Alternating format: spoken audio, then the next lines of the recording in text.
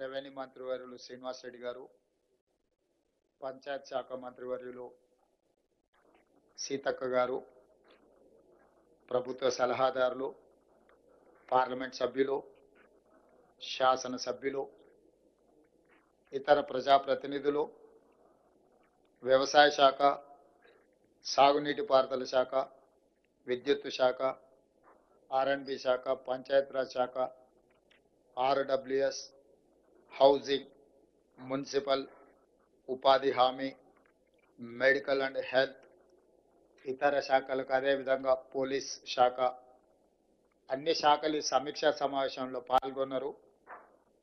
ఆయా శాఖలకు సంబంధించిన అధికారులు వాళ్ళు క్షేత్రస్థాయిలో సేకరించిన సమాచారాన్ని వరదల సమయంలో మీరు ప్రజలకు అందుబాటులో ఉండి చేసిన సేవల్ని, ముఖ్యంగా మా ఎల్లారెడ్డి శాసనసభ్యులు ఎస్డిఆర్ఎఫ్ వాళ్ళు సహకరించడం వల్ల చాలామంది ప్రాణాలు కాపాడగలిగినాం.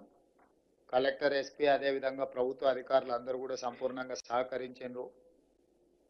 సమస్య ఉన్నప్పుడు క్రైసిస్ మేనేజ్మెంట్లో అధికారులు అందరూ కూడా సహకరించారని వారు చెప్పడం జరిగింది. ఈ క్రైసిస్ సమయంలో రోజుకి 24 గంటలు పనిచేసిన ప్రభుత్వ సిబ్బందిని అందరిని కూడా మనస్ఫూర్తిగా నేను అభినందిస్తున్నా. మీరందరూ కష్టపడి ప్రజలకు అందుబాటులో ఉండి ఈ సమస్యల్ని ఎదుర్కోవడంలో సహకరించినందుకు ప్రాణ నష్టం, ఆస్తి నష్టం, పశు సంపద నష్టం చాలా తక్కువగా జరిగింది.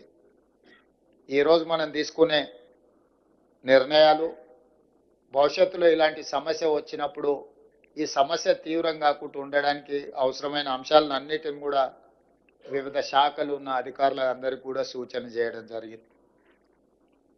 నా సూచన, నా ఆదేశం, ఏ శాఖకు ఆ శాఖ బాగానే పనిచేస్తారు.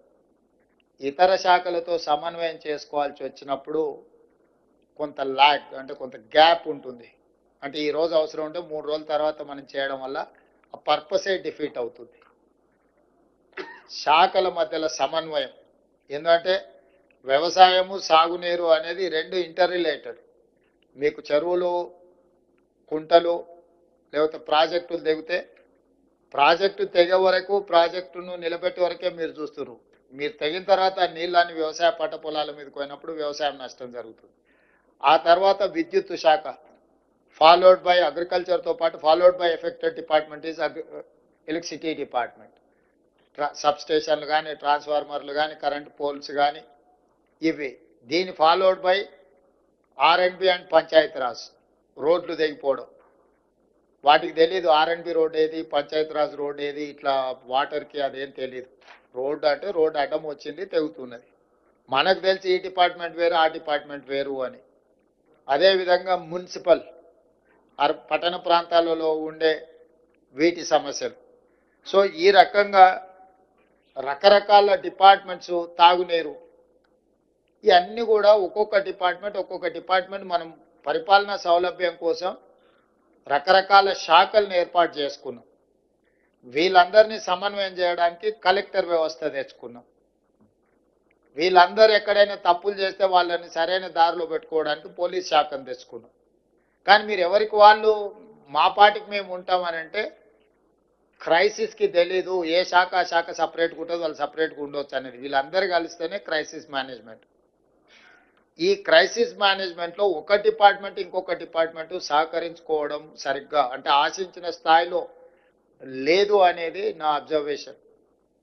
కాబట్టి మీరు కలెక్టర్ గారికి నేను ఆదేశాలు ఇస్తున్నా, ఈ సమన్వయ మీటింగులు ముఖ్యంగా పెట్టండి. ఏ డిపార్ట్మెంట్స్ ఏం అవగాహనతో వచ్చినాయి, ఆ అవగాహన ప్రకారం ఆ సమస్యలను ఎట్లా పరిష్కరించాలనో కలెక్టర్లు ఖచ్చితంగా సమన్వయ సమావేశాలు పెట్టాలి. Internal coordination is very important than anything. మీరు సమస్యను అడ్రస్ చేయడం కంటే కూడా సమన్వయం చేసుకోవడం. కొన్నిసార్లు రెండు శాఖల మధ్యలో సమన్వయం జరిగితే ఆ సమస్య తొందరగా పరిష్కారం అవుతుంది. లేకపోతే పంచాయతీరాజ్ ఆయన వచ్చి రోడ్ వేసిపోతాడు, మన వాటర్ వర్క్స్ ఆయన వచ్చి కృపాకర్ వచ్చేసి తవ్వేసి పైప్ లైన్ వేసిపోతాడు. వీళ్ళిద్దరు మాట్లాడుకుంటే ఫస్ట్ పైప్ లైన్ వేసినాక తర్వాత రోడ్ వేస్తే ఏ సమస్య ఉండదు. ఇట్లాంటి సమస్యల్ని ఎక్కడైతే ఉందో ఎరువులకు సంబంధించి కూడా ఏం పంచుతారు, ఎట్లా పంచుతారు, అక్కడ ఏముంది, అక్కడ ఏదైనా ప్రాబ్లం ఉందా, కొంత పోలీస్ డిపార్ట్మెంట్తో కోఆర్డినేట్ చేసుకోవడం, లేకపోతే డీసెంట్రలైజ్ చేయడం.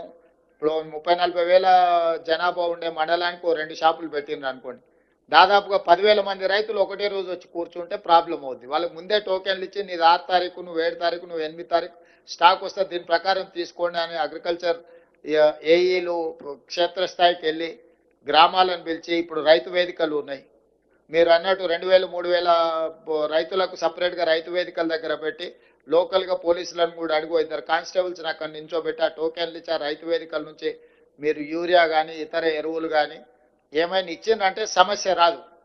ఒక్కసారిగా మంది అందరూ ఒక దగ్గర నిలబట్టి అందుబాటులో ఉన్నా కూడా లైన్ పెద్దగా కనిపిస్తుంది. సినిమా హిట్ అయితే అందరికి టికెట్ దొరకవచ్చు, కానీ లైన్ చూస్తే పొడుగ్గా కనిపిస్తుంది. ఆఖరి ఆయనకు మొదటి ఆయనకు సేమ్ టైంలో ఇవ్వలేరు కదా. సేమ్ యూరియా అందుబాటులో ఉన్నా కూడా 1000 మంది లైన్లో ఉంటే మొదటోడికి చివరోడికి 8 గంటలు పడుతుంది.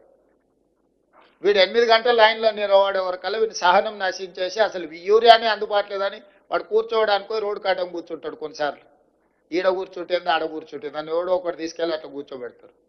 అందుకోసమని మీరు టైమింగ్, ఒకప్పుడు తిరుపతిలో కూడా దర్శనాలకు రోజుల కొద్ది పట్టేది, ఇప్పుడు ఆన్లైన్ మీకు టైమింగ్ ఇస్తున్నారు, ఈ టైంకు నువ్వు వచ్చి దర్శనం చేసుకో అని. సేమ్ అట్లనే లోకల్గా ఈ యూరియాకి సంబంధించి కానీ ఇట్లాంటివి ఏమైనా ఇష్యూస్ వస్తే వాటిని కొంత మీరు సమన్వయం చేసుకోవాల్సిన అవసరం ఉన్నది. అదేవిధంగా ఇప్పుడు ఈ వరదలు దీనికి సంబంధించిన దాంట్లో సాగునీరు, విద్యుత్ శాఖ, వ్యవసాయ శాఖ, ఆర్ఎండ్బి, Panchayati Raj, rural water supply scheme, housing, municipal, NREGS and health అన్ని డిపార్ట్మెంట్స్కి దాదాపుగా అందరికి సమయం ఇచ్చినాం. వీలైనంత మేరకు మీ సమస్యలన్నీ కనుక్కున్నాం. హెల్త్ డిపార్ట్మెంట్ ఒక్కరే మమ్మల్ని అభినందించారు, మేము కూడా వాళ్ళని అభినందిస్తున్నాం. ప్రభుత్వం బాగానే పనిచేస్తుందని హెల్త్ డిపార్ట్మెంట్ మమ్మల్ని గుర్తించినందుకు, మమ్మల్ని అభినందించినందుకు మేము కూడా తిరిగి వాళ్ళని అభినందిస్తున్నాం. కానీ మేము అభినందించినాం కదా అని వాళ్ళు పని చేయకుండా ఊరుకుంటాం అంటే ఏం కుదరదు. అభినందనలు వేరు, పని వేరు. కాబట్టి ఖచ్చితంగా ఈ సమావేశంలో పాల్గొన్న అందరు అధికారులకు, ప్రజాప్రతినిధులకు సమస్య వచ్చినప్పుడు రాజకీయాలకు అతీతంగా మనం వ్యవహరించాలి. After all we are human beings, మానవత్వంతో వ్యవహరించాలి. అది అధికారులైనా ప్రజాప్రతినిధులైనా ప్రజల అవసరాలకు, ప్రజల యొక్క సమస్యలు పరిష్కరించడానికి మనం ఉన్నాం. ఇది కామారెడ్డి ఈ జిల్లా ఒక మోడల్ డిస్ట్రిక్ట్ లాగా క్రైసిస్ మేనేజ్మెంట్కి కావాలి. దీనికి సంబంధించిన ప్రజాప్రతినిధులు, అధికారులకు కూడా నేను కొన్ని సూచనలు చేసిన. ఈ సమీక్షా సమావేశంలో తీసుకునే నిర్ణయాలు పకడ్బందీగా ఈ జిల్లాలో అమలు చేస్తే ఇదే విధానాన్ని ఇతర జిల్లాలలో కూడా ఆచరించడానికి మాకు అవకాశం ఉంటుంది. మళ్ళీ 15 డేస్ తర్వాత నేను సమీక్ష చేస్తా. ఈ లోపల జిల్లాకు సంబంధించి మా డాక్టర్ నిజామాబాద్ రూరల్ ఎమ్మెల్యే గారు, మా జుక్కల్ ఎమ్మెల్యే గారు, మా మిగతా ఎమ్మెల్యేలు కామారెడ్డిలనే అన్న సార్ అన్ని మంజూరీలు ఇచ్చిపోయిండు, ఎల్లారెడ్డి కామారెడ్డి ఎమ్మెల్యేలకే లాభం అవుతుంది, మా సంగతి ఏం లేదని కొంచెం ఆలోచన చేస్తున్నట్టు నేను మా శ్రీతక్కకు సూచన చేస్తున్నా. నిజామాబాద్ ఉమ్మడి జిల్లాలో ప్రతి శాసనసభకు సంబంధించిన సమస్యల్ని మీరు ప్రత్యేకంగా వాళ్ళందరినీ పిలుచుకొని సమీక్ష చేసి అధికారులందరికీ కూడా సూచన చేస్తున్న ఉమ్మడి మహబూబ్నగర్, ఉమ్మడి నిజామాబాద్ జిల్లాకు సంబంధించిన అన్ని శాసనసభ నియోజకవర్గాలకు సంబంధించి వరదలు, ఈ విపత్కర పరిస్థితులను అడ్రస్ చేయడానికి అవసరమైన ప్రణాళికలు ఆయా కలెక్టర్లకు చెప్పండి. ఎమ్మెల్యేలు కూడా మీ నియోజకవర్గాలలో ఉన్న సమస్యల్ని మీ ఇన్ఛార్జ్ మినిస్టర్ సీతక్క గారి దగ్గరికి తీసుకొని రండి.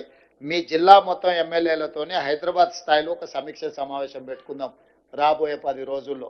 ఎందుకంటే ఈ లోపు మీ నివేదికలన్నీ కూడా కంపెల్ చేసి అధికారులు ప్రతిపాదనలతో రండి. మీరు మళ్ళీ ఇట్లనే కూర్చొని మనం చర్చించుకుంటే దానికి ఏం పరిష్కారం దొరకదు. ఉమ్మడి అందరినీ నిజామాబాద్ హెడ్ క్వార్టర్లక అన్ని శాసనసభ నియోజకవర్గాలకు సంబంధించిన కలెక్టర్లను అందరిని పిలిచి ఒక రోజంతా సమీక్ష పెట్టుకొని ఆ నియోజకవర్గాలలో మేజర్గా ఏం సమస్యలు ఉన్నాయి, వాటికి ఏం చేయగలమో ఒకసారి మీరు సమీక్ష తీసుకొని ఎంపీలను కూడా పిలుచుకోండి. సురేష్ షెట్కర్ గారిని, అదేవిధంగా నిజామాబాద్ ఎంపీ అరవింద్ గారిని కూడా మీరు ఇన్వైట్ చేయండి. ఈ ఉమ్మడి నిజామాబాద్ జిల్లాకు సంబంధించిన ప్రజాప్రతినిధులు ఎవరెవరైతే ఇందులో పాల్గొన్నారో, పెద్దలు పోచారం శ్రీనివాస్ రెడ్డి గారు, వీరందరూ మన నియోజకవర్గాలకు సంబంధించిన కీలకమైన సమస్యలు, ముఖ్యంగా ఈ వరదల సమయంలో, ఈ వర్షాల సమయంలో జరిగిన డ్యామేజ్ ఏమేమి రిపేర్లు చేయాలి, ఏమేమి నిధులు మంజూరు చేయాలి, వీటన్నిటికీ సంబంధించి ప్రభుత్వం ఈ ప్రాంతానికి సానుకూలంగా స్పందించి నిధులు వేగంగా విడుదల చేస్తాం. ప్రణాళికబద్ధంగా అంచనాలు తయారు చేయండి. అందాజ మీద చేయడము, టెంపరీ కోసం, టెంపరీ అనేది ఫ్లడ్స్ వచ్చినప్పుడు అడ్రస్ చేసేది, మీరు తర్వాత చేసుకునేదంతా కూడా పర్మనెంట్గా. చివరిగా నా సూచన, కేంద్ర ప్రభుత్వం నుంచి ఎంత వస్తే అంత నిధులు రాబట్టుకోవాలి. మీరు అసెస్మెంట్స్ బిల్ రికార్డ్ చేసేటప్పుడు రెండు రకాలుగా చేయాల్సి వస్తే, ఈ క్లరికల్ జాబ్, ఈ లెబోరియస్ జాబ్ మేము చేయలేమని మొత్తం స్టేట్ గవర్నమెంట్ దాంట్లోనే రికార్డులు చేస్తున్నారు, ముఖ్యంగా పనులు చేసేటప్పుడు. నేను స్పష్టంగా చెప్తున్నా, కేంద్ర ప్రభుత్వం నుంచి ఎంత తీసుకోవడానికి అర్హత ఉందో మీరు అంత అమౌంట్ అందులో రికార్డ్ చేయండి. మిగతాది స్టేట్ గవర్నమెంట్ ఇచ్చినట్టుగా బిల్ రికార్డ్ చేయండి.